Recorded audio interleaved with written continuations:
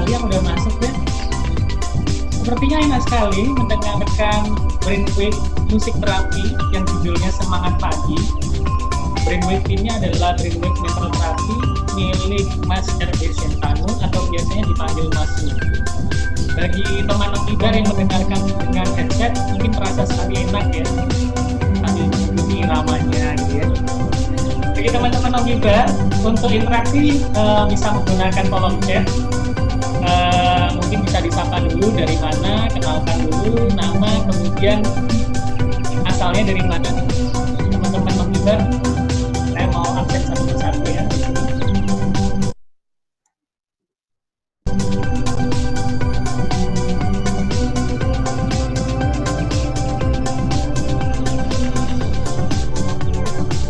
Wah, banyak sekali yang udah datang ya.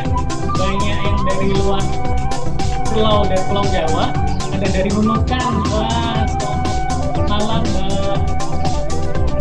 Dari Kalteng, Jakarta, Bekasi, Tulungagung, Medan, Jogja, Sampit, wah Kalimantan Utara, Tanggal, Kalimantan Barat, wah keren sekali. Halo Mas Taufik Hidayat. Kemudian dari Banyumas, oke. Kak Valentina Tarigan, salam kenal dari Medan, salam kenal Kak Valentina. Dari Bandung, oke. Damang Mas Daris. Dari Firda, dari Tuban, oke.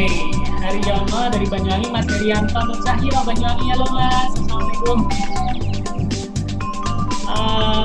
Kemudian, wah banyak sekali ya. Saya sebutin dulu yang agak jauh. Dari Banjarmasin, Mas Indra B. Mas, saya kemarin habis dari Banjarbaru sebelum COVID, bulan Februari, jalan-jalan ke Banjarmasin. Oke. Kemudian dari Trenggalek, wah ini Trenggalek keren banget nih, saya kenal bupatinya Mas Akin. Salam ya untuk Mas Akin, Mbak Rona.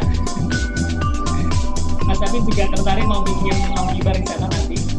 Kita udah buka ini ya, buka suara, kita ngumpulin teman-teman milenial Trenggalek dan beberapa teman-teman di daerah.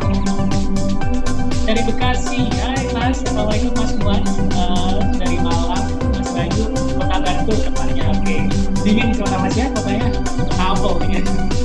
Dari Jakarta Timur, oke. Makassar, oke. Salam kenal Mbak Dian Cahya. Dewa Rian dari Bali, salam kenal. Beli Dewa, saya mau bilang Mas ya. Dari Padang, oh dari Bintaro, oke. Dari Bandar, Tasikmalaya, Brebes, Medan, oke. Oh banyak sekali ya. Unaran, wah Mbak Rufaida, saya lagi di Semarang nih, kita dekat nih, saya di Banyumanik nih, dekat sama Semarang. Salam kenal Mbak Rufaida. Oke, Lutut dari Sumatera Utara, Bandung, Gorontalo, Robi calon ibu kota. Wis, ya beneran nih mau dipindah nih. Dari Jakarta, dari Denpasar. Oke, saya akhiri dulu screenshotnya.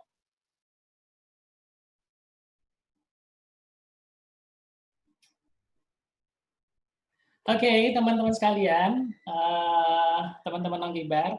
Jadi kalau belum banyak yang tahu tentang Nongkibar nih ya, saya pengen kenalin dulu Nongkibar itu apa. Oke, udah bisa masuk ya. Jadi teman-teman, perkenalkan, nama saya Moti, biasanya dipanggil sama teman-teman saya, Brother Moti.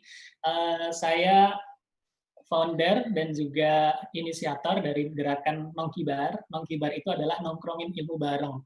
Jadi kita nongkrongin ilmu bersama teman-teman influencer, kemudian praktisioner, expert, dan book authors. Awalnya Nongkibar memang menghadirkan teman-teman yang sudah punya buku, dalam artian sudah bisa dipertanggungjawabkan ilmunya. Nongkibar dulu 1 tahun yang lalu masih bergeraknya dari satu kafe ke kafe. Hal ini diinisiasi teman-teman mahasiswa diaspora dari Kabupaten Banyuwangi. Nah, kita daripada nongkrong, kemudian ngomongin sesuatu yang nggak jelas, ngomongin gurunya kayak dosennya, kayak biasanya kalau udah ngobrol gitu sesuatu yang useless gitu ya. Maka kita tertarik bagaimana caranya kita ngomongin sesuatu yang ada manfaatnya, yang ada ilmunya. Maka Sejak itu kita wacanakan, kita bikin setiap ngumpul selalu ada presentasi, setiap ngumpul selalu ada ilmu yang dibagi. Nah, dari itulah setelah teman-teman diaspora satu persatu mempresentasikan ilmunya, kita kehabisan nih, siapa yang mau presentasi lagi, nggak ada. Tercetuslah ide bagaimana kalau kita datangin teman-teman yang nasional untuk ke daerah. Karena membangun Indonesia itu diawali dari membangun daerah. Menggerakkan teman-teman milenial dari daerah. Dari Nongkibar, ini kita sudah ke batch ke-10, teman-teman. Yang pertama, kita menghadirkan Mas Yuswo Hadi, ada Mas Yuswo Hadi, Fatah Depi, kemudian Mas RB Sintanu sendiri, kita pertemuannya dulu fisik, teman-teman, sebelum COVID-19. Kemudian ada, setelah Mas RB Sintanu, ada salah satu staf sus milenial, namanya Angki Yudhistia. Kami kenal beliau karena beliau dari kalangan disabilitas. Kemudian setelah itu ada Putri Tanjung yang juga kita hadirkan karena geliat kreatif trainernya sangat luar biasa sekali. Kita undang ke Banyuwangi waktu itu. Kemudian juga ada beberapa tokoh seperti Jamil Azaini dan juga Mas Billy Mambrasar. Baik, teman-teman sekalian, di awal saya mau bagi-bagi ini dulu ya. Jadi ada beberapa buku, banyak buku yang mau kita bagi, terutama nanti yang bertanya. Yang pertanyaannya dibacakan lewat fitur Q&A.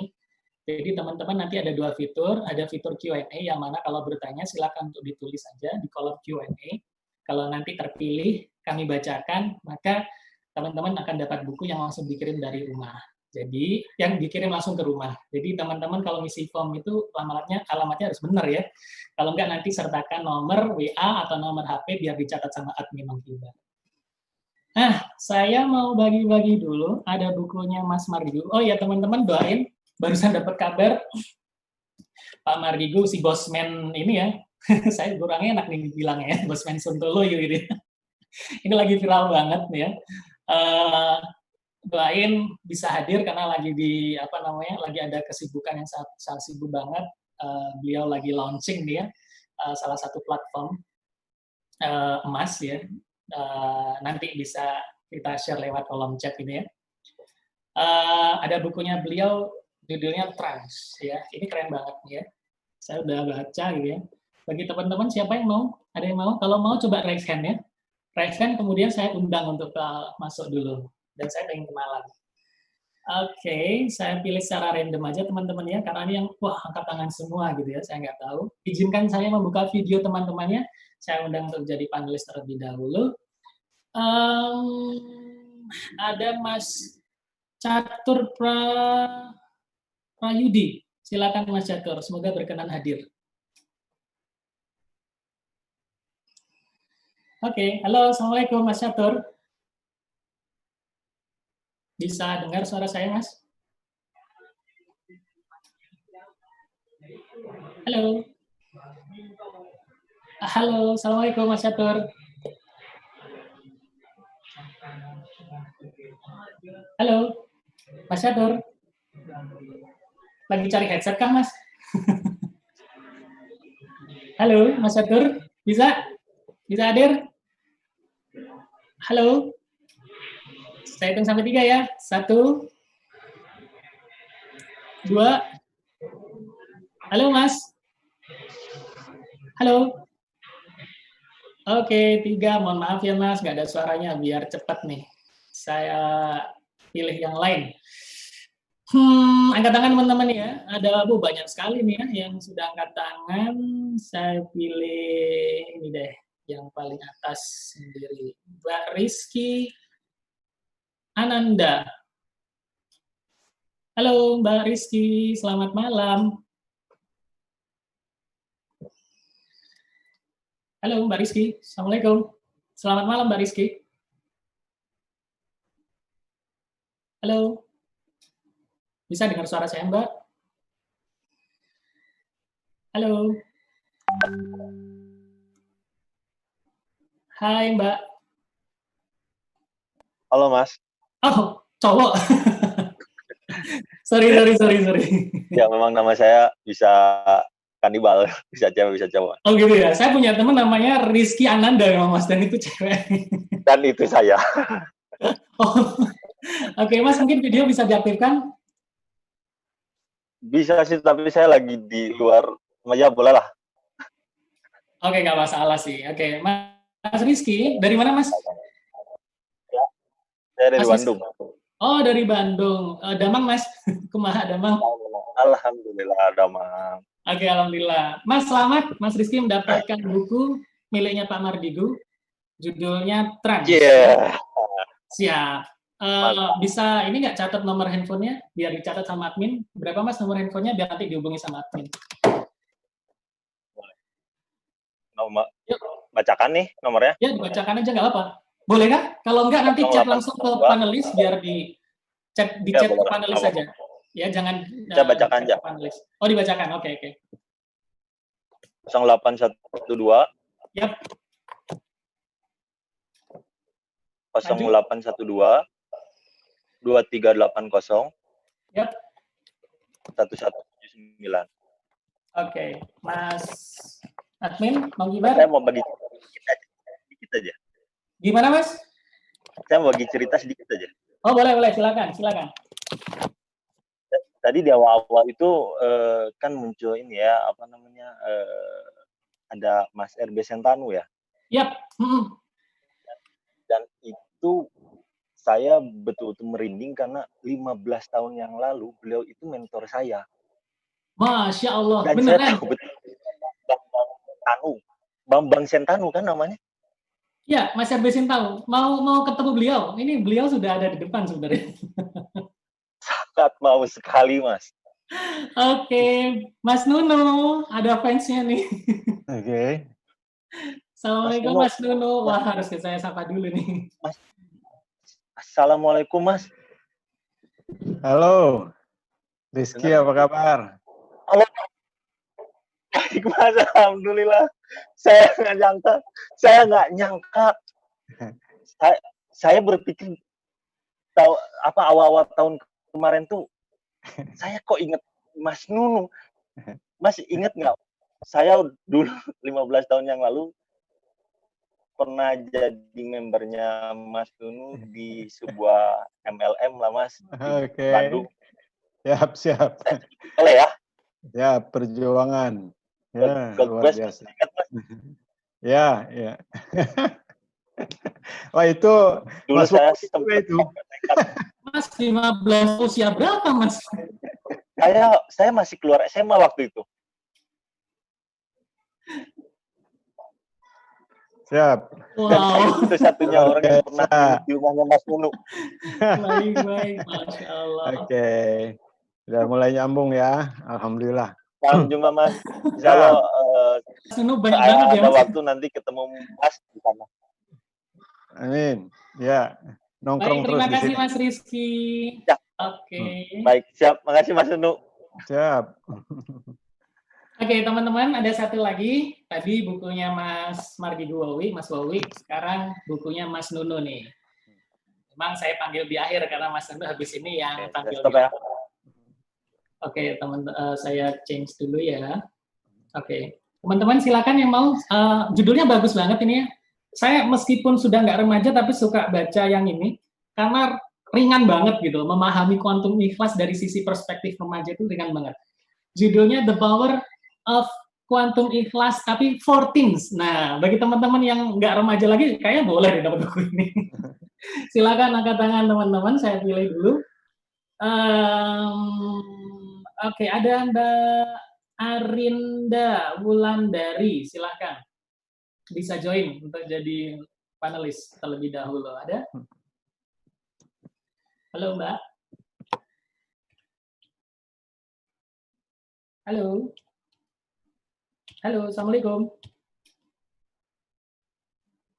Mbak Arinda. Diklik join ini ya, webinar as panelis, Mbak Arinda.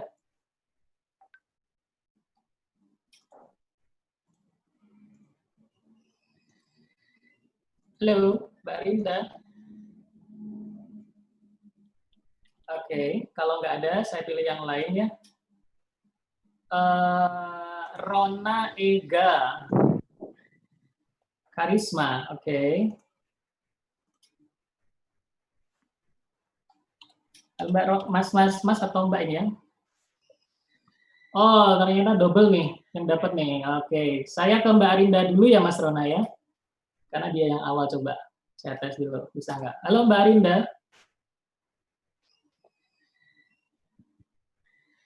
Halo. Oke, ke Mas Rona dulu. Mas Rona silakan Mas Rona. Oh ya, Assalamualaikum. Waalaikumsalam. Oh, Halo Mas Rona, bisa kenalkan nih? Mas Rona dari mana? Saya dulu apa Mbak Rinda dulu? Mas Rona dulu aja. Oke. Mas Rona. Oh iya, sebelumnya saya boleh request. Request apa cerita? Gimana Mas Enggak Rona? request. Saya pengen gimana kalau saya yang bukunya Pak Mardigu. Oh, tapi nanti coba ini ya, coba bilang sama Mas Rizky. Mas Rizky gimana enaknya nanti? Yang bisa di-shuffle nggak gitu ya? Oh iya. Tapi santai aja. Kalau punya Pak Mardigu, oh iya. Masih banyak bukunya Pak Mardigu dan masih banyak juga bukunya Mas Nunu waktu kelas ya. Oke. Gitu. Oke, bismillah. Assalamualaikum warahmatullahi wabarakatuh. Assalamualaikum teman-teman semuanya. Nama saya Rona Ega Karisma dari Trenggalek, Jawa Timur. Oh, salam buat bupatinya, Mas. Oh ya, tadi sempat nyapa juga. Assalamualaikum Pak Mardigu. Assalamualaikum Mas Waalaikumsalam. Pak Mardigu kembali lagi Pak. Dulu di Zoom Pak. Dulu kita ketemu di Zoom. Masih ingat kan pertanyaan saya Pak Mardigu? Monggo. Baik. Oke. Masih ingat? Mas. Oke. Selamat ya, nanti dapat bukunya Pak Mardigu atau Pak Mas Nuno, nanti tinggal bilang sama Mas Rizky mau di-shuffle atau enggak ya. Boleh dicatat nomornya Mas, berapa Mas? Oke.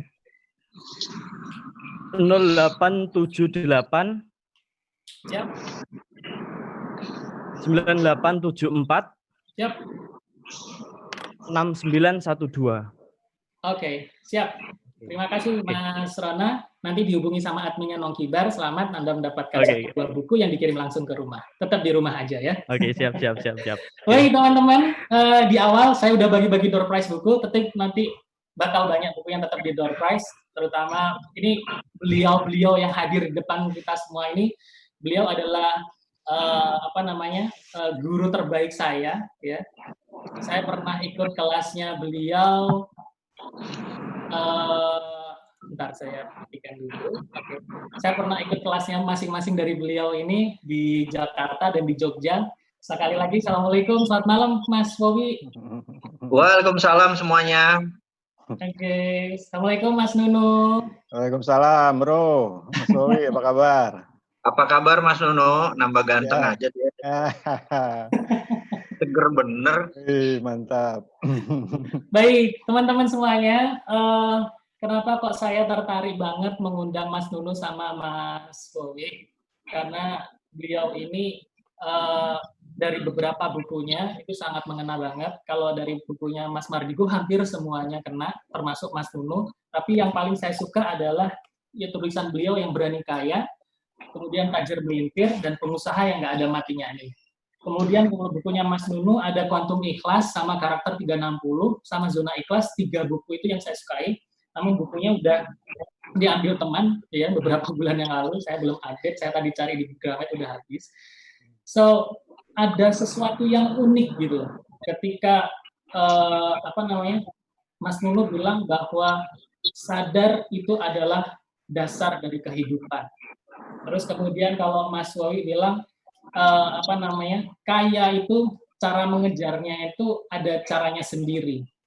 Ada tips dan triks cara-cara tersendiri. Nggak semua orang bisa jadi kaya. Nah, nanti kita akan berbagi banyak hal di sini. Saya beri kesempatan dulu Mas Nunu pemaparan 10 menit. Kemudian nanti Mas Mowi atau Pak Mardigu 10 menit, baru mungkin dilanjutkan sesi tanya-jawab atau interaktif. Semoga nanti jam 9 sudah bisa kita akhiri. Setuju? Mas Nunu, Mas Mowi? Siap. Ya, terima kasih. Silakan Mas Mowi. Mas Nunu, mohon maaf. Oke, alhamdulillah. Selamat malam semuanya. Assalamualaikum warahmatullahi wabarakatuh.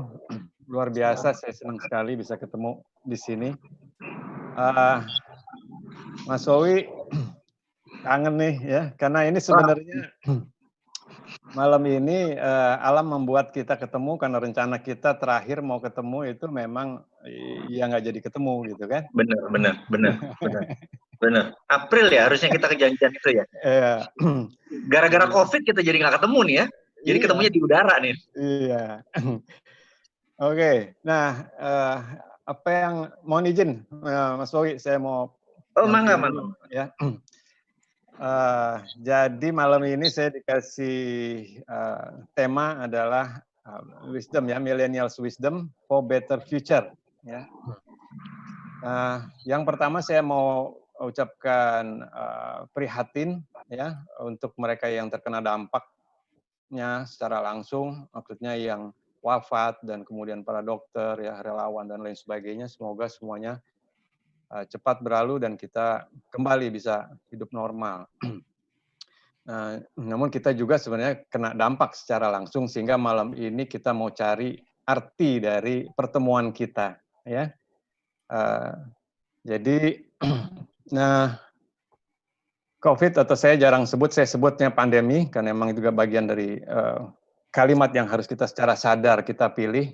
Dan pandemi malam ini saya jadikan singkatan percepatan di era milenial. Ya. Jadi bagaimana kita menghadapi pandemi, ya, yaitu sebenarnya dalam hidup ini kebetulan saya udah agak duluan kali ya daripada teman-teman atau adik-adik sekalian.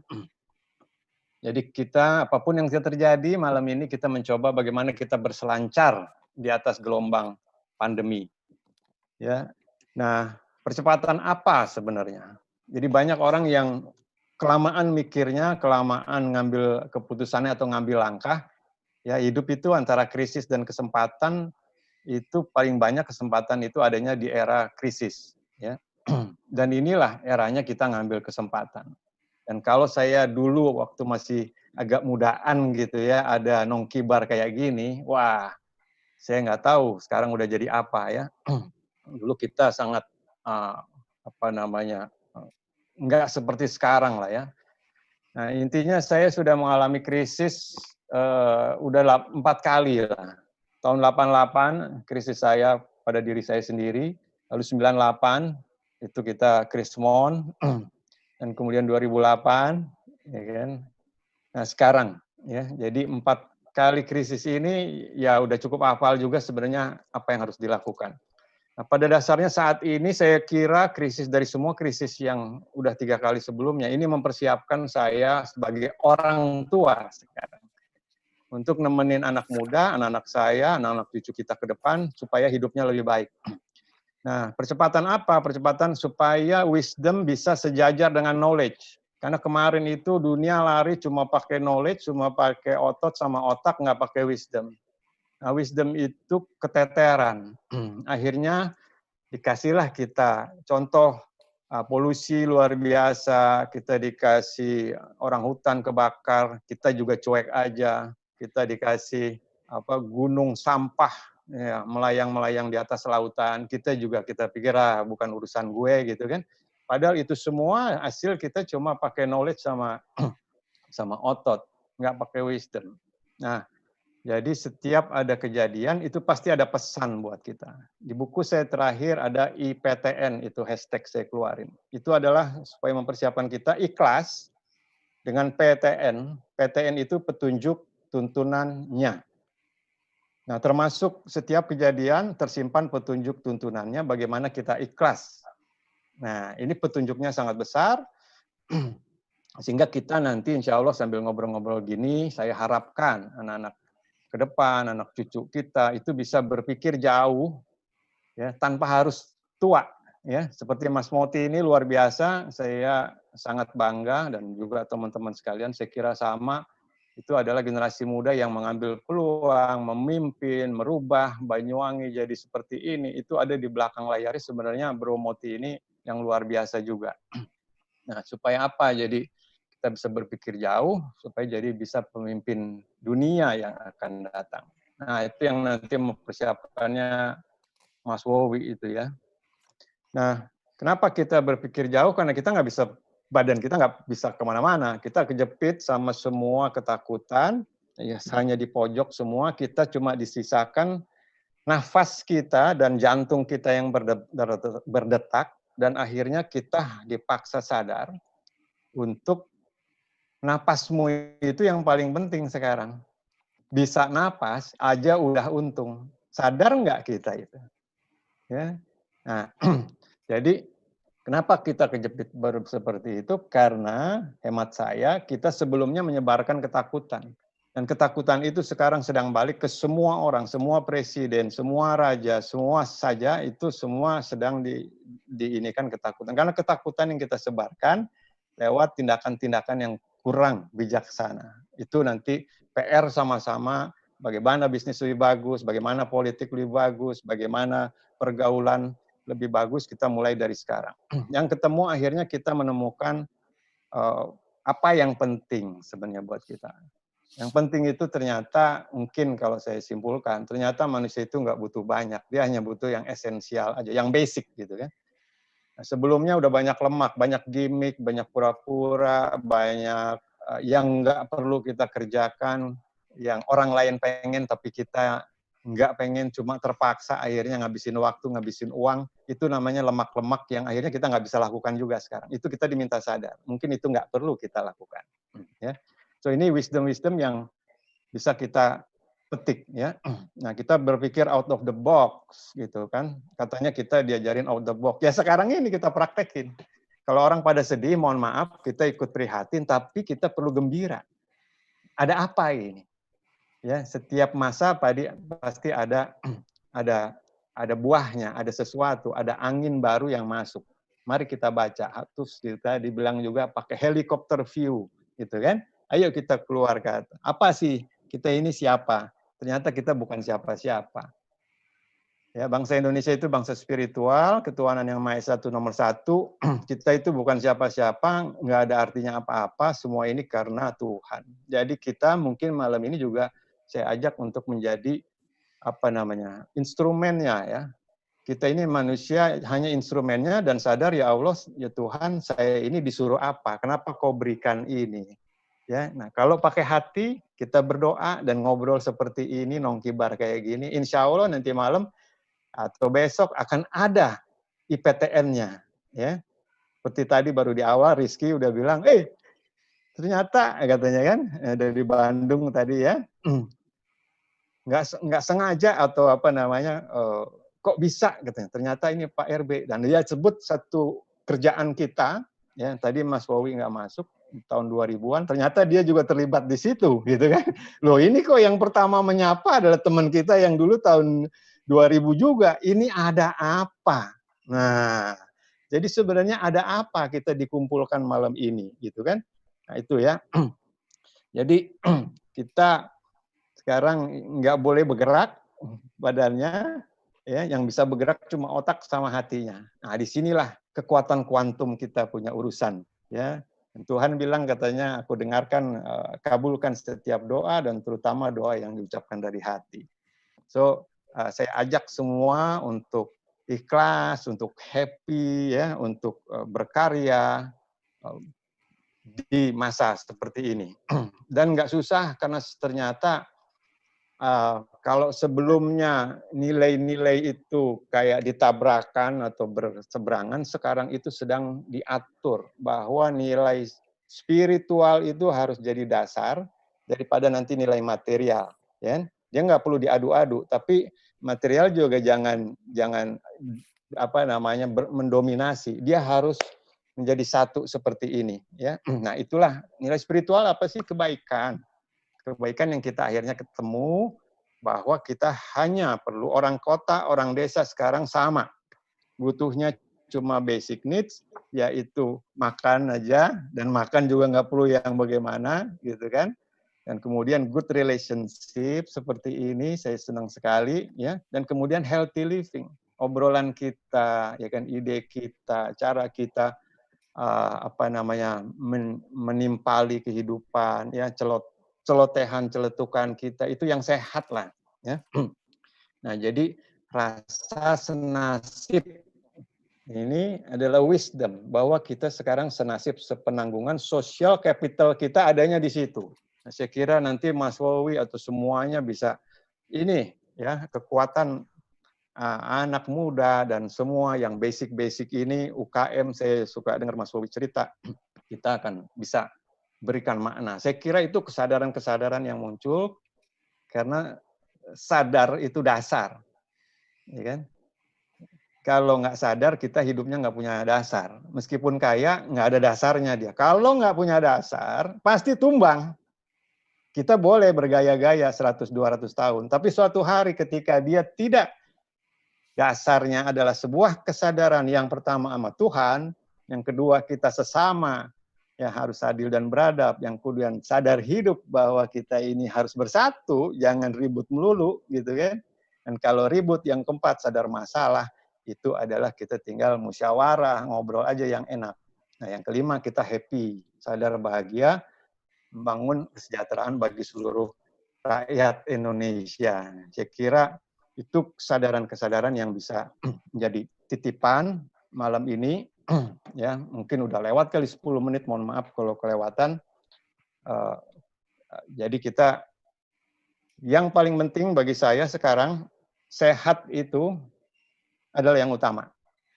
Bukan sehat badannya aja, pikirannya sehat, hatinya sehat, hubungan antar kita semua sehat, menyenangkan.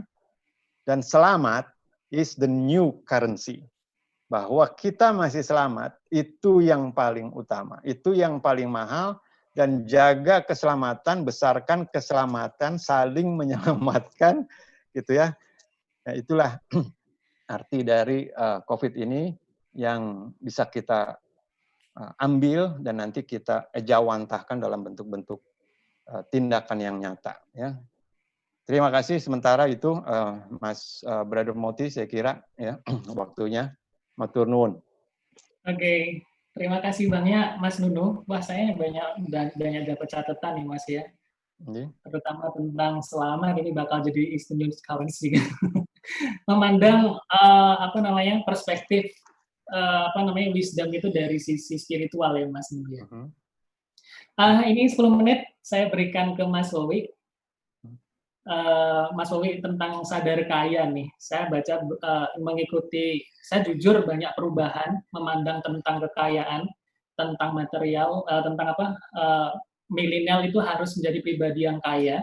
Ketika selesai mengikuti Millionaire Mindset Bootcamp, habis digodok, kemudian habis dicelupin ke panci yang panas sampai malam hari itu ya, dalam artian digodok sampai malam, sampai jam 1 malam. Dari situ saya berubah mindset bahwa ternyata kaya yang ada mindset saya itu beda dengan kaya yang ada di pola pikir Pak Mardigu. Ketika ditanamkan kepada kami waktu itu, banyak banget perubahan. Nah, salah satu pertanyaan besar, mengapa Mas Wowi, bahwa milenial itu harus kaya, harus makmur gitu ya, harus makmur dan bertambah kaya. Silakan Mas Wowi.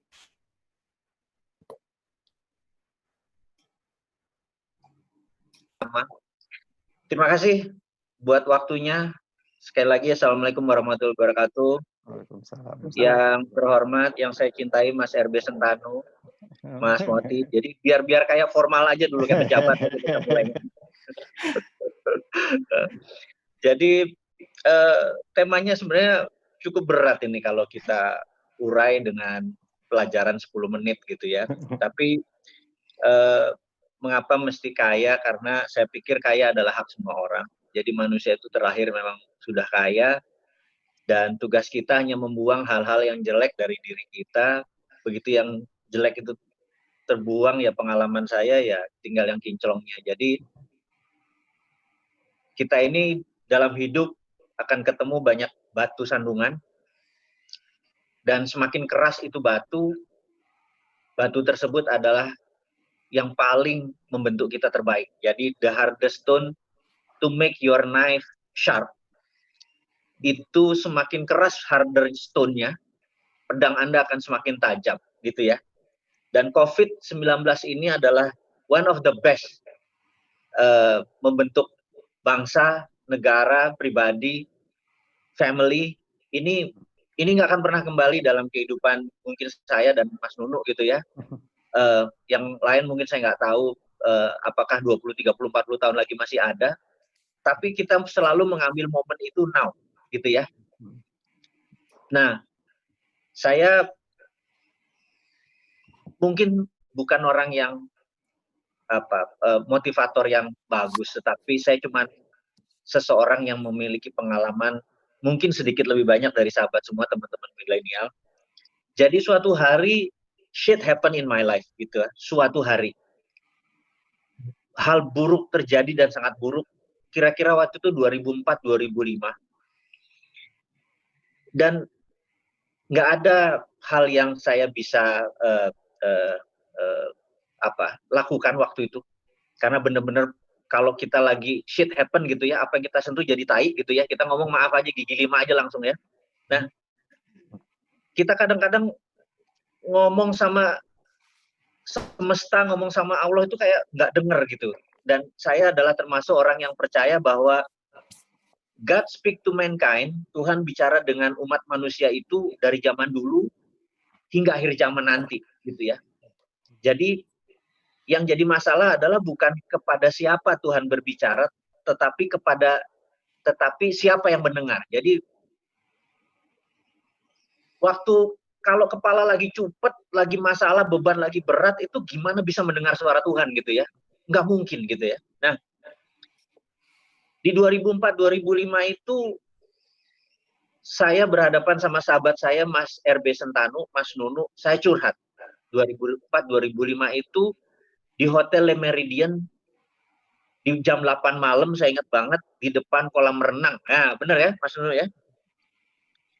Saya menceritakan masalah saya, money changer saya kerampokan, pabrik saya kena bencana, asuransi nggak bayar, beruntun abis-abisan gitu ya.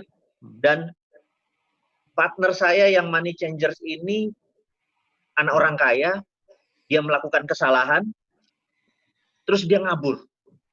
Sehingga uang yang dia rugikan itu saya harus menanggung dan angkanya 9 digit. Berat rasanya. Saya menanggung kesalahan yang orang lain buat gitu ya. Saya mau maki-maki dia, tetapi yang jelas 90 orang lebih investor itu mengejar saya gitu. Saya curhat ke brother saya ini, Mas Nunu, yang mungkin teman-teman hari ini bisa ambil hikmahnya dari kata-kata beliau. Kata-kata beliau sederhana. Mas, bisa nggak Anda, kan saya cerita, wah yang namanya Y itu kurang ajar, dia mengkhianati saya, dia bawa lari, terus dia ngabur, terus sekarang saya bertanggung jawab atas perbuatan dia gitu.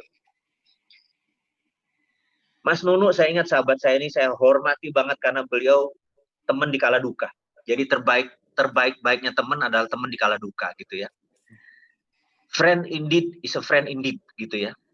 Beliau cuma menasihati kata-kata yang sederhana di kolam renang itu malam itu. Mas Wowi, bisa nggak Anda mencintai orang itu kembali? Mati nggak lo? Orang itu udah ngelukai kita. Saya bilang, Mas, gimana caranya bisa mencintai dia? Kamu harus membayangkan dirinya seakan-akan kamu ada dia di depan kamu ajak ngobrol, kamu kirim doa, kamu penuh kasih, sampai kamu hilang perasaan benci kamu ini, marah kamu ini, uap. Itu nggak masuk di akal saya. Logika saya nggak masuk. Tetapi, sekali lagi, cinta itu kata kerja. You have to work on it. Ikhlas itu kata kerja. You have to work on it, gitu ya. Itu kata-katanya Mas Nunu. Jadi saya pikir, oke, saya akan buktikan bahwa cinta itu kata kerja, jadi saya akan bekerja. Jadi setelah sholat, sore, malam, hari, kapan saya ingat dia, saya cuma mengirim kasih, mengirim cinta, mengirim keikhlasan, dan itu nggak masuk akal saya, sampai suatu hari 3 bulan kemudian ada kretek di hati saya, sampai bilang, gila, gue kangen banget sama dia, gue sayang banget sama dia, gue ikhlas banget, udah, titik itu benar-benar saya udah lupain aja, udah, habis itu berjalan kehidupan. 1 bulan kemudian, dia datang di depan saya, dan saya peluk dia. Tahu nggak dia bilang apa? Gue bayar semua apa yang telah gue perbuat, tapi gue bayarnya nyicil, dan gue bertanggung jawab. Sampai kaget gitu ya. Kok bisa ya berubah ini semua?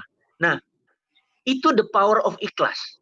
Dan itu benar-benar kata kerja. Dan sampai sekarang saya ingat pelajaran Mas Nunu ini yang mungkin hari ini teman-teman semua bisa mengambil hikmah pelajarannya bahwa pandemik ini, cintai dia, sayangi dia, ikhlasin semua ini, Anda menjadi orang yang baru. Tidak lagi menggenggam masa yang lalu gitu ya.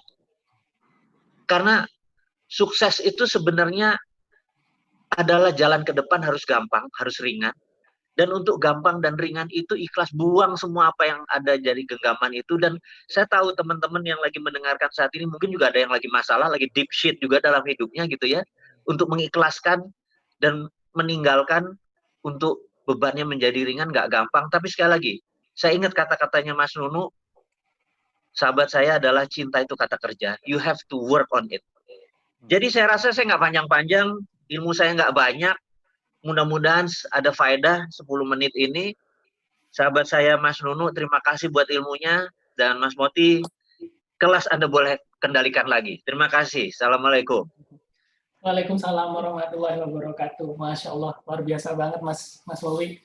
Oke, Mas Nunu sama Mas Wowi, ini lebih banyak interaksi dengan peserta aja, karena kemarin banyak yang japri. Saya pengen banget bisa ngobrol langsung dengan Mas Wowi, bisa ngobrol langsung dengan Mas Nunu, karena beragam hal yang pengen saya tanyain, terutama ketika baca bukunya Mas Nunu, baca bukunya Mas Wowi, dan juga beberapa ngikutin akun Instagram dan juga YouTube. Bagi teman-teman, saya membacakan dulu pertanyaan dari Q&A.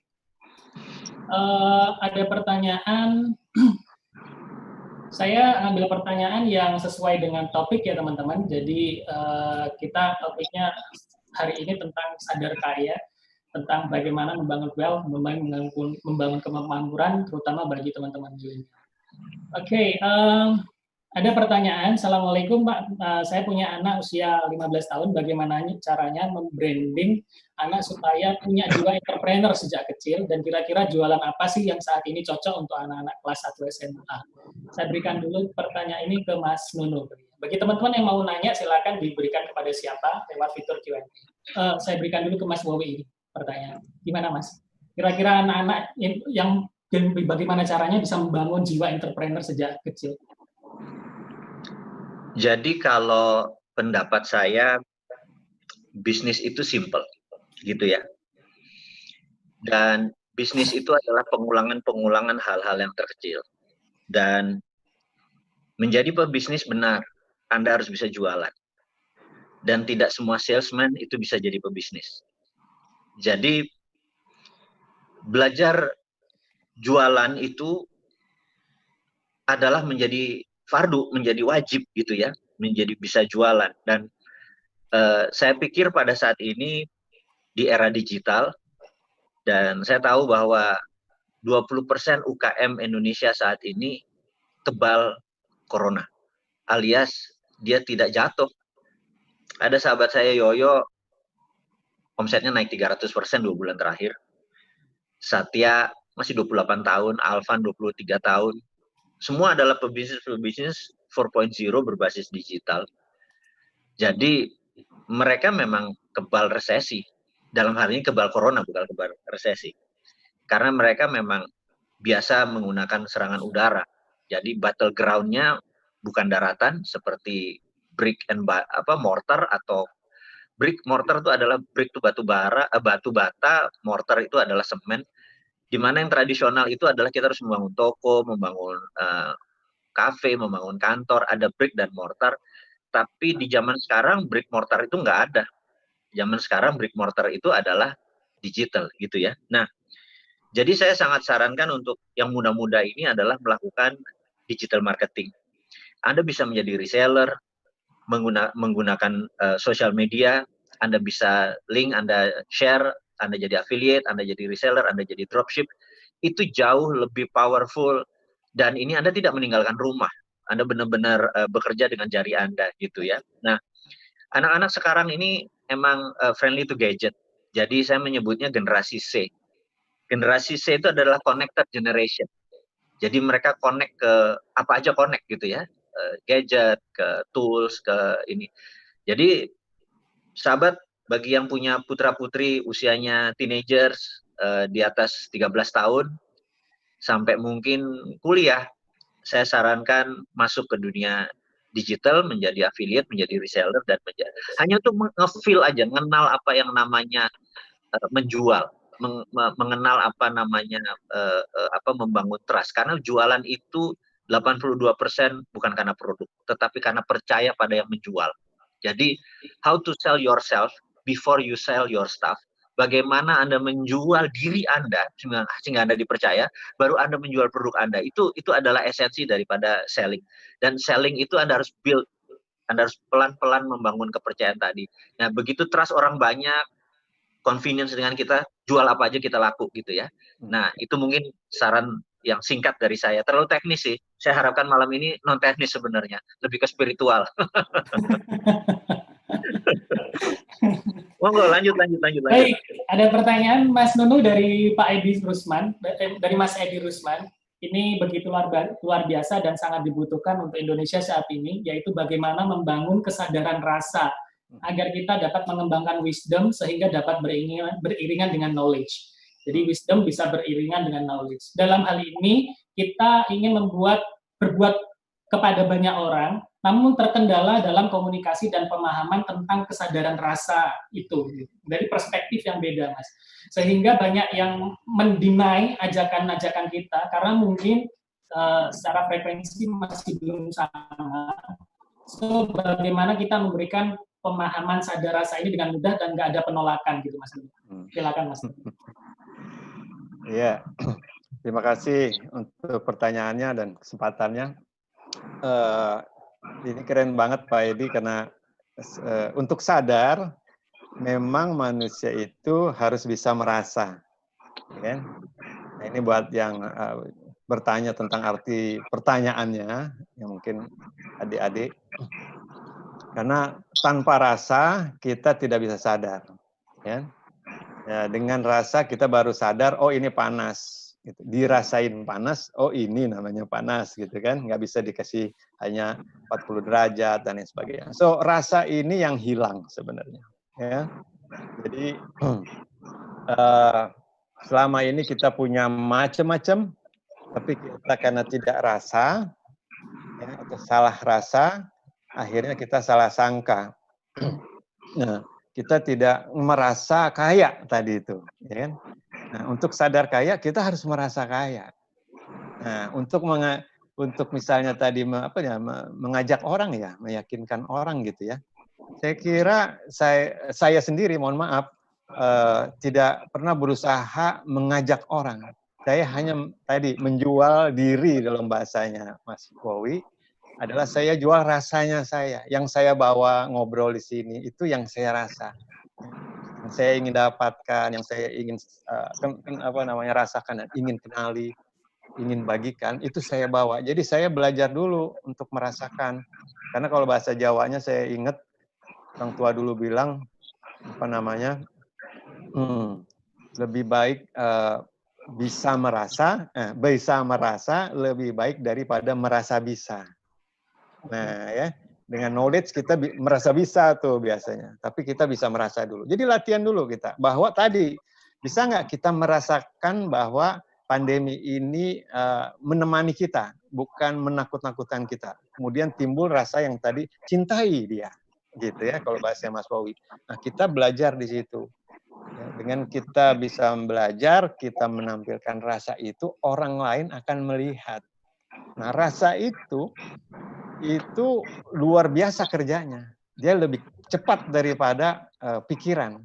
Jadi ketika kita merasa dengan betul, kemudian yang terjadi itu akan lebih cepat gitu ya. Attraction-nya atau connect. Nah, tadi generasi C itu generasi rasa. Ya, ini kalau boleh dibilang malam ini kita lagi ketemu yang lagi mau dibangunkan untuk generasi C itu otaknya dan semuanya juga udah bagus, rasanya nanti ini. Nah, ini mudah-mudahan ke depan kita bisa menyatukan rasa dan kemudian menyebarkan rasa tadi. Latihan untuk merasa ya. Latihan merasa dan mengatakan kepada tadi musuh kita, atau bahkan nggak usah musuh kita, di depan kita ada apa ini kan? Di depan kita ada gelas gitu kan.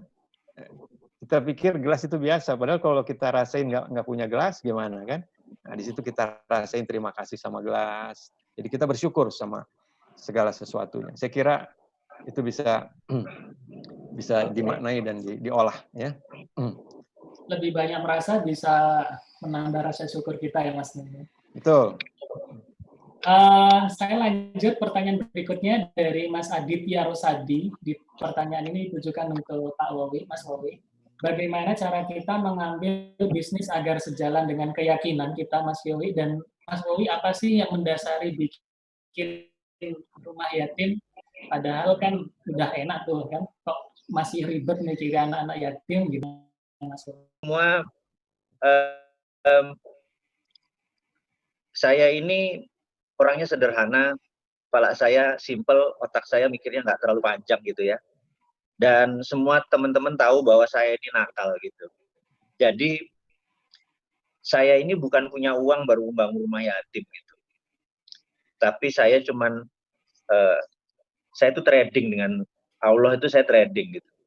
Jadi saya nakal gitu. Saya menuntut apa yang dia katakan di dalam Al-Quran ya, cuman menuntut ternyata benar gitu ya. Jadi saya kadang-kadang Mas Nunu pernah mengingatkan saya adalah ujilah imanmu, kalau enggak imanmu menguji dirimu gitu. Jadi daripada nanti iman kita menguji kita, ya sudah kita uji aja iman kita. Jadi kita cari masalah. Jadi daripada iman kita menguji kita nggak siap, bener nggak? Ya udah kita masuk aja, kita menguji. Jadi kalau ada uang suatu hari nih ya, saya coba buang semua, kasih masjid, pesantren, sampai habis uang saya, terus saya bilang tuh ini Allah nih, saya udah di jalanmu, ayo mana gimana, balik tuh gitu ya. Jadi ajaib memang semesta Allah kalau udah punya sistem itu gitu. Nah, jadi saya sangat percaya dan saya berkali-kali dalam bertuhan itu menemukan beliau itu versi saya. Jadi bertuhan itu sangat pribadi, tapi kalau beragama mungkin lebih universal gitu ya. Dan saya lebih menyatakan lebih nyaman bahwa bertuhan itu adalah nggak bisa diwakili. Jadi si A bertuhannya begini, si B bertuhannya begini, bukan berarti A lebih benar atau C lebih benar, enggak juga gitu. Tapi kalau beragama sama gitu ya. Nah, jadi suatu hari di tahun 96 saya tuh punya perjalanan haji saya dengan nenek saya dari sisi ibu dan nenek saya dari sisi ayah. Jadi dua-dua ini saya hajikan tahun 96 dan saya waktu itu mungkin hanya yang fardu-fardunya aja. Yang sunah-sunahnya saya cuma bantu nenek saya yang sudah 70 tahun, udah sepuh, udah. Dan waktu itu tahun 96 itu haji akbar, jadi benar-benar padat sekali gitu. Jadi bahkan saking padatnya, kalau tawaf itu nenek saya bisa keangkat kakinya karena digapit dari orang-orang Turki yang gede-gede, orang Afrika gitu. Dan tapi entah bagaimana selalu aja ada kemudahan gitu. Dan saya banyak bolong-bolongnya, tapi saya nggak peduli karena saya memang lagi meniatkan menghajikan mbah saya itu berdua, itu mbah dari ibu dan mbah dari bapak. Itu memang kaulnya saya, niatnya saya. Nah, sampailah di masa di mana setelah subuh kita akan melempar jumroh. Dan Anda bayangkan, jumroh itu dulu masih ada Mina. Mina tuh terowongan Mina masih belum 2, masih 1 dan banyak sekali korban sering terjadi. Jadi Anda bayangin gimana caranya kita bisa nyebrangin Mina untuk melempar jumroh gitu ya. Saya cemas sekali, tapi mbah saya bilang, "Le," manggil saya Tole gitu ya, "Le, kapan mbah jumroh gitu?" "Mbah, bentar mbah, ngapunten sebentar mbah, nunggu sebentar, saya jualan nyari data gitu ya." Saking frustrasinya ya sudah, saya nunggu aja, udah nunggu aja deh gitu ya. Saya baca Quran, begitu dibuka itu ada surat Al-Kahfi dan langsung ayat yang saya lihat adalah perjalanan Nabi Musa yang dihentikan oleh Nabi Khidir, di mana di ayat itu Nabi Musa dianggap gagal karena Nabi Musa kan nggak boleh nanya, tapi Nabi Musa nanya terus gitu ya, sampai Nabi Khidir bilang udah lu nggak usah ngikutin gua lagi, lu nggak bisa gitu ya.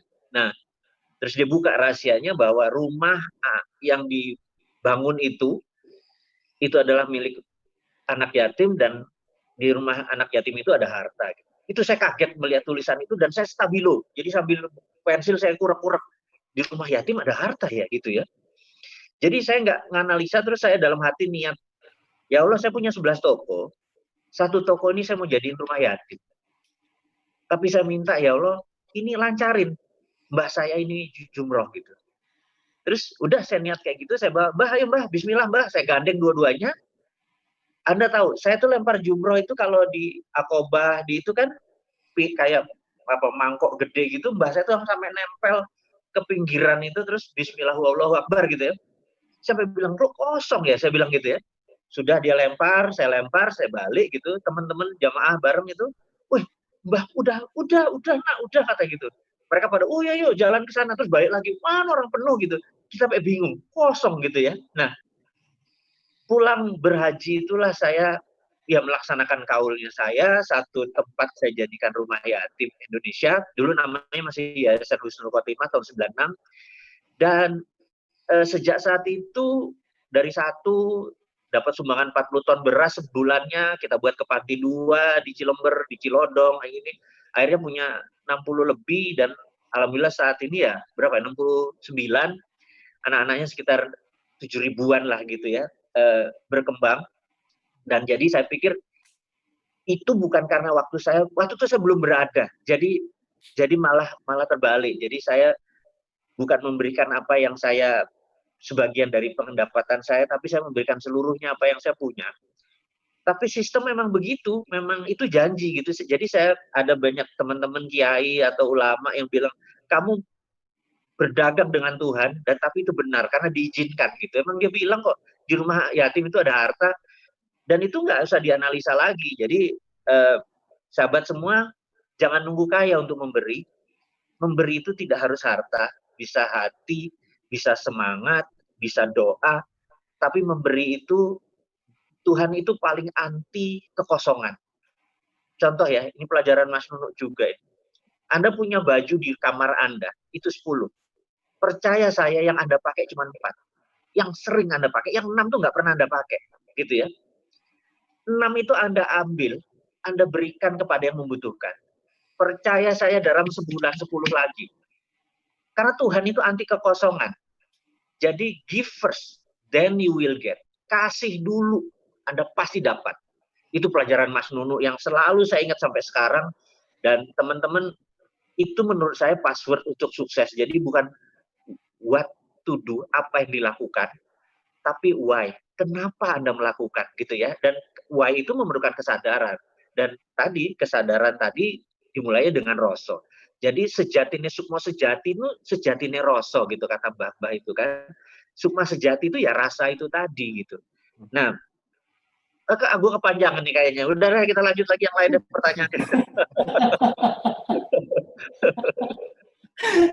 Wah, udah enak tuh, lagi enak nih Mas. Kalau enggak, nanti teman-teman bisa ikuti IG live-nya Mas Owi setiap sore ya. Baik. Oke teman-teman, waktunya udah terlalu mepet nih ya. Saya buka kesempatan untuk bertanya langsung ya kepada Mas Owi ataupun Mas Nunu. Ya, jarang-jarang nih ya bisa ketemu mereka, beliau-beliau ini. Ada yang di kelas-kelas fisik aja, sekarang udah nggak ada kelas fisik ya, susah banget ketemu beliau. Yuk teman-teman silakan raise hand, saya berikan kesempatan bagi teman-teman yang raise hand untuk bertemu langsung dan menanyakan apa yang ingin ditanyakan. Saya beri kesempatan untuk Mas calon dosen PC ini yang paling atas dulu ini. Halo, assalamualaikum Mas. Assalamualaikum. Waalaikumsalam. Mas, halo. Mas Diki.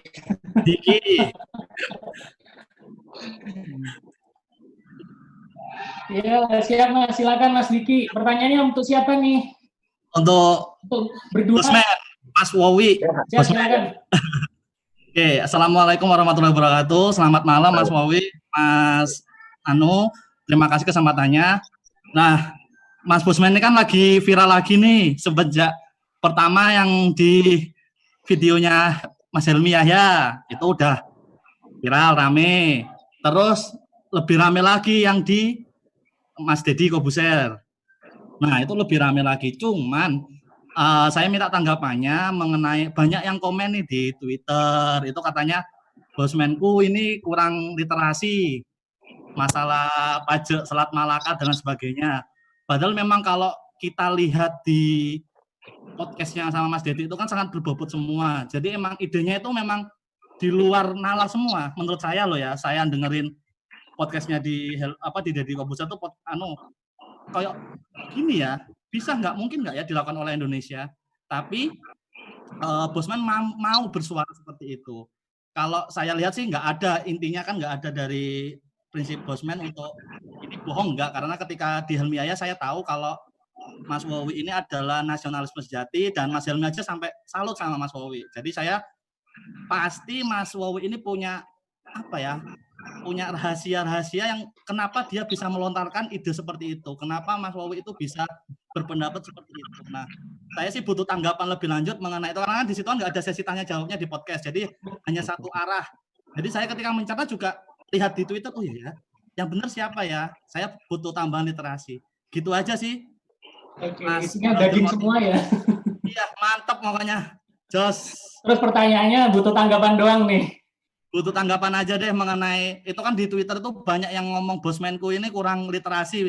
Aku sih mau peran di Twitter males juga, cuman lihat aja kayak gitu. Oke, ya nggak apa-apa deh, ini pertanyaannya agak out of the box. Oh ya maaf.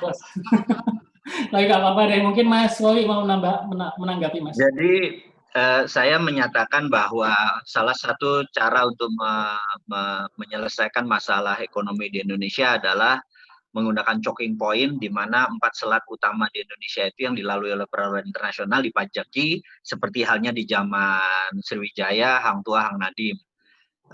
Raja Prameswara dari Sriwijaya pernah melakukan itu, dan kalau saya menjadi number 1 person di Indonesia pasti saya akan lakukan itu, di mana sekarang nggak ada bijinya, saya bilang kayak gitu kan.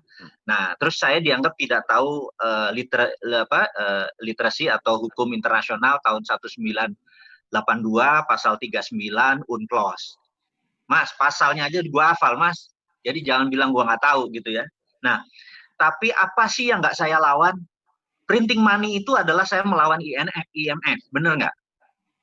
Dan UNCLOS adalah harus kita lawan karena itu kedaulatan kita.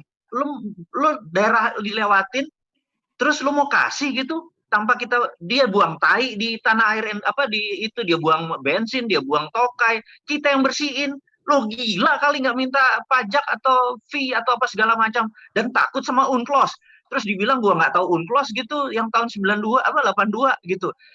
Sahabat saya adalah Bu Siti Fadilah, dia melawan UNCLOS-nya WHO bahwa setiap vaksin atau mikroba atau yang kuman ataupun virus yang ketemu harus dikirim ke Amerika atau ke Jenewa, ke Genève. Dia lawan UNCLOS-nya WHO, di mana dia bisa memenangkan flu burung tanpa vaksin tapi pakai politik, itu karena dia melawan UNCLOS. Jadi jangan menantang saya di UNCLOS. Lu gila, lu 18 tahun gue di dunia beginian, lu kata gue nggak tahu gitu ya. Tapi sekali lagi saya tidak mau win the argument karena saya lose the heart. Sekali lagi, kalau saya menang argumen, saya kalah hati. Saya kan mau menangnya menang di hati, bukan menang di pikiran gitu ya. Jadi saya tidak melawan. Yang saya lakukan adalah diam. Itu kebenaran yang paling benar adalah kebenaran yang membela dirinya sendiri. Kalau lu membawa kebohongan, lu harus fight. Karena gue begini. Tetapi saya diajarkan bahwa kalau Anda bawa kebenaran membela dirinya sendiri. Nggak usah dibela. Jadi diam aja, bener nggak? Nah, suatu hari orang akan bilang, Bosman ini apa sih yang nggak dia lawan? Santara itu dia bangun melawan bursa. Gitu ya. Terus sekarang dia bangun Dinaran, itu melawan Visa dan Mastercard. Gitu, payment system yang berbasis backed by gold. Kemudian dia bangun lagi SWF, Sovereign Wealth Fund, yang dipromosikan.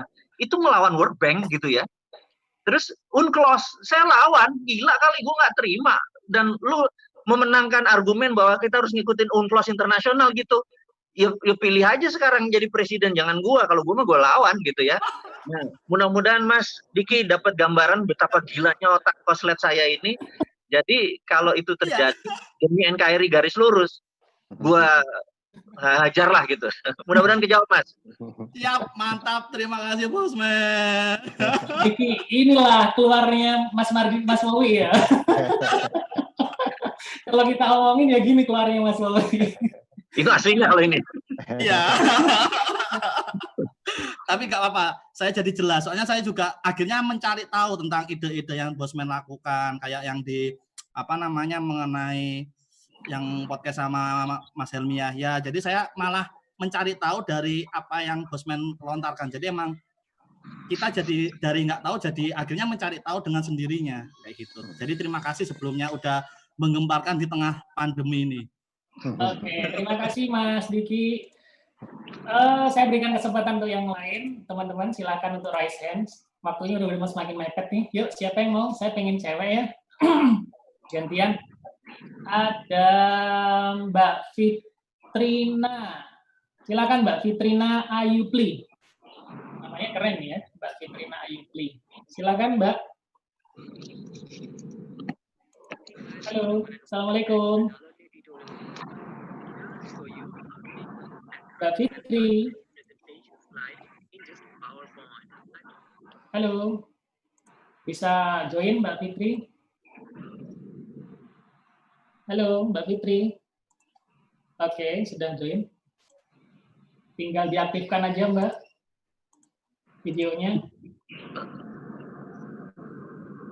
Oke, Assalamualaikum Mbak Fitri. Silakan pertanyaannya untuk siapa nih?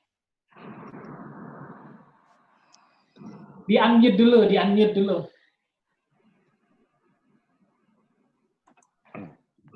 Ya, Assalamualaikum, Bang Nunu. Waalaikumsalam. Iya, Bang Nunu. Alhamdulillah saya punya kesempatan untuk belajar dari Bang Nunu nih malam ini. Jadi gini Bang, alhamdulillah saya udah baca bukunya, udah ketiga serinya dan saya sangat senang gitu. Nah, di buku yang terakhir itu tentang karakter 360, itu kan ada menjelaskan tentang sadar. Nah, di situ ada dijelaskan bahwa kesadaran itu juga perlu diterapkan sedini mungkin pada anak-anak. Nah, kebenaran ini saya punya anak yang usia 11 tahun. Bagaimana untuk menerapkan dan melatih rasa sadar itu pada anak saya agar kehidupannya ke depan lebih baik gitu. Oke. Oke, silakan Mas Nunu. Iya. Terima kasih Mbak Fitri ya. Iya. So, sebenarnya pada akhirnya orang sadar itu adalah orang yang melakukan apapun yang artinya bahagia, ya. Orang yang pertama tadi saya mau nerusin dari Mas Wawi. Sebenarnya itu banyak rahasia bagaimana dia bisa mengeluarkan itu semua. Bahwa dia salah satunya ya Mbak Fitri itu harus berani diam. Satunya pertama ya. Sekarang ini kita lagi belajar ini untuk bisa nanti bergerak, untuk bisa melakukan percepatan, Anda harus menguasai perlambatan. Untuk menguasai gerakan, Anda harus menguasai kediaman. Nah, kediaman ini yang lagi diajarin sama COVID. Karena kediaman itu artinya rumah kita. Nah, jadi harus bisa diam. Karena kalau kita bisa diam, nanti kita bisa merasa. Nah, waktu kita merasa tadi sejati neroso, itu kita pun bisa mendengar petunjuknya secara rasa. Ya, kayak rasa kita harus gimana ke anak. Karena anak nomor 1, nomor 2, nomor 3, lain-lain. Ya kan? Hanya ibunya sendiri, bapaknya sendiri yang bisa tahu anaknya akan diapain. Nah, itu lewat latihan tadi, lewat lewat laboratorium. Ya. Jadi kita mendidik anak kita seperti yang kita inginkan, hati kita, dan katakan sama suaminya diskusi gimana nih, lalu nanti besok dicoba gini, besok dicoba gitu. Nanti anak-anak itu bisa ngerti gitu ya. Contoh, saya dengar tadi cerita ke tanah sucinya Mas Wowi, saya jadi ingat bapak saya itu nggak pernah ngajarin saya untuk sholat, nggak pernah nyuruh saya sholat. Ya. Tapi dia sangat efektif ya, sehingga saya nemu sendiri gitu. Apa yang dikasih tahu? Ini saya contoh ya karena luas ya Mbak ya. Bapak saya hanya bilang waktu kecil, "Nu, nanti kalau kamu main denger azan, kamu berhenti dengerin. Stop main kamu berhenti dengerin." Saya sebagai anak nurut sama orang tua, kalau ada azan lagi ngapain saya berhenti dengerin gitu kan. Lagi main bola saya kirim ke orang, saya berhenti dengerin gitu kan. Lama-lama ini apaan gitu kan. Nggak taunya kan pas gede saya tahu itu azan adalah panggilan sholat. Ya. akhirnya saya ngerti sendiri karena ngedengerin sendiri, bapak saya nggak nyuruh gitu. Itu saya saja sampai sekarang masih, wow, ini bapak gue keren banget dulu ya. Nancep gitu jadinya. Nah, cari itu cara-cara yang kita temukan sendiri ya. Nanti anak kita itu tahu gayanya orang tua kita. Kayak anak saya, mohon maaf, nggak saya untuk minta supaya ngajar seperti saya. Saya kalau minta anak saya untuk belajar, yang pertama saya diam kayak tadi ya di tanah suci itu ceritanya Mas Wowi. Saya bisa ngadu gitu, ya Allah ini anak gimana caranya supaya dia mau belajar gitu kan. Jadi saya nggak langsung ngomel ke anak, saya diam dulu, saya nanya gitu kan. Lalu saya cari ilham lah gitu. Nanti apa yang muncul, ide yang muncul dilaksanakan. Tapi kita sadar, gitu kan. Nah lama-lama itu ngeliat, gitu. Dia nyontoh, gitu kan. Nah itulah nanti juga insya Allah salah satu contohnya waktu abis saya seperti itu tuh saya minta izin minta tuntunan Tuhan gitu kan ngajarin anak saya itu pas saya melek gini gitu kan tiba-tiba anak saya yang lari-lari waktu kecil dulu tuh dia bilang Bam katanya dia panggil saya Babam kan jangan ganggu aku ya katanya kenapa mas aku mau ke kamar sendiri aku mau belajar dalam hati gitu belum saya suruh tuh saya mau ngomel sama dia tapi dia bergerak jadi hati tadi katanya Mas Wowi ya hati kita. Nah, kalau kita mau latih untuk didik anak bisa, untuk bisnis bisa, untuk ngelawan penjaya bisa, untuk apa aja lah pokoknya kan. Nah, ini waktunya wisdom kita keluarkan lah. Ya. Gitu mungkin Mas Bro Moti. Thank you. Suaranya belum keluar Bro Moti. Oke, terima kasih Mas Nunu. Mbak Fitri, terima kasih. Cukup puas ya pertanyaannya, jawabannya ya. Ya, terima kasih Mas. Oke, terima kasih. Baik, teman-teman sekalian, waktunya ternyata cukup cepat banget ya, sudah jam 9. Mohon maaf sekali, Nongkibar yang kali ini memang kami batasin cukup 1 jam aja. The next, jadi teman-teman bisa join lagi ke Nongkibar berikutnya. Nongkibar itu apa sih? Nongkrongin ilmu bareng. Jadi ini adalah inisiasi teman-teman milenial di daerah, kita membangun Indonesia dari daerah. Alhamdulillah sudah terbentuk hampir 2.000 peserta, 2.000 peserta member anggota yang mana terus ikut kegiatan-kegiatan kami. Mas Wowi, Mas Nuno, sekali lagi terima kasih atas kesediaannya menyempatkan waktu. Sebenarnya banyak banget yang pengen kita sharingkan, ternyata waktu nggak cukup. Sampai subuh pun, sampai sahur lagi nggak cukup nih Mas Wowi sama Mas Nuno ya. Cuman saya ingin satu kalimat atau 2 kalimat closing statement, pesan untuk teman-teman milenial, khususnya di daerah Mas Wowi sama Mas Nuno. Di Banyuwangi, di Trenggalek, tadi ada teman-teman ya, di Jawa Timur, Jawa Tengah, dan beberapa di luar Jawa, apa sih pesan untuk teman-teman milenial? Mas Nuno, silakan. Dari saya, yuk kita jadikan ini zaman baru ini, new normal ini, untuk berani ngikutin kata hati kita. Ya, ikutin kata hati itu apa? Yaitu apa sih yang kamu seneng? Nggak ngikutin orang lain gitu. Ya, lihat tuh Mas Wowi jadi rebel tuh gitu, karena dia begitu aja gitu kan, happy dia kan. Nah, nggak ngikutin kata orang lain gitu, kata hatinya dia gitu. Jadi cuma nanti jalannya ngapain? Itu lakukan apa yang bikin orang happy, apa yang bikin kita bahagia, gitu kan? Dengan semangat berbagi dan kebersamaan. Saya kira itu closing statement saya ya.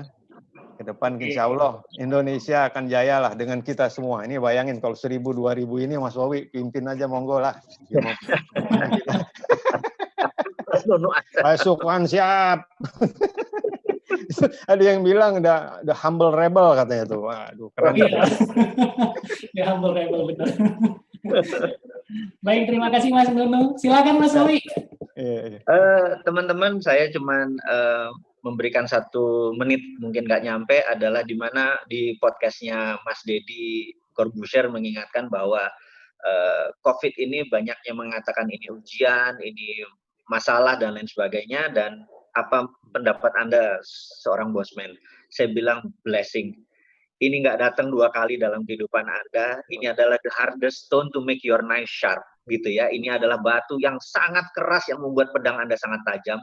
manfaatkan semua momen ini untuk menjadi Indonesia yang terbaik. Dan Indonesia adalah kolektif, jadi Indonesia adalah benda mati, benda hidup itu adalah sahabat semua. Dan Anda semua ini adalah masa untuk masuk memenangkan diri sendiri. Jadi ini adalah masa untuk private victory, kemenangan pribadi. Jadi Anda menjadi orang yang bahagia, menjadi orang yang semangat, itu adalah private victory, kemenangan pribadi. Nah, Indonesia itu berjaya kalau private victory ini berkumpul menjadi public victory, Indonesia pasti akan menang. Dan public victory itu adalah terdiri dari Anda semua, orang-orang berkepribadian menang, orang-orang yang dengan kesadaran tinggi, atau narapati, nara adalah manusia, pati adalah tinggi. Dan untuk itu, dasarnya adalah Anda mengendalikan rasa tadi. Karena sukma sejati itu hanya bicara dengan hati, ke hati yang bersih. Saya rasa itu aja dari saya. Terima kasih semuanya. Luar biasa Anda semua. Sukses. Baik, terima kasih Mas Wowi. Jadi teman-teman, ini ada beberapa buku yang sebenarnya ingin kita share, namun waktunya nggak cukup, maka ada syaratnya teman-teman, ketentuannya. Yang pertama, silahkan follow akun Instagram pertama, RB Sentanu, Mas RB Sentanu, @RB Sentanu. Kemudian yang kedua, Instagramnya Mas Wowi, jadi @MardiGuWP. Kemudian yang ketiga adalah Nongkibar Milenial. Milenialnya pakai bahasa Indonesia. Nanti akan ada beberapa buku dari karya Mas Dunu dan juga Mas Wowi yang akan kita bagi. Sekali lagi, terima kasih atas kesediaannya hadir di Nongkibar, nongkrongin ilmu bareng. Jadi teman-teman, nongkrongin ilmu bareng ini dulu hobisnya di Banyuwangi. Namun, perlahan kita sudah mulai menasional karena adanya COVID-19. Kita nganggap bahwa ini blessing banget, jadi kita bisa kenalan dengan seluruh teman-teman yang ada di Indonesia. Next, kita join ke Nongkibar yang ke-11 di bulan depan. Mas Wowi, sekali lagi, Mas Nunut, guru-guru saya, guru-guru terhebat saya, terima kasih atas waktunya. Assalamualaikum warahmatullahi wabarakatuh. Waalaikumsalam warahmatullahi wabarakatuh. Merdeka! Merdeka, Mas!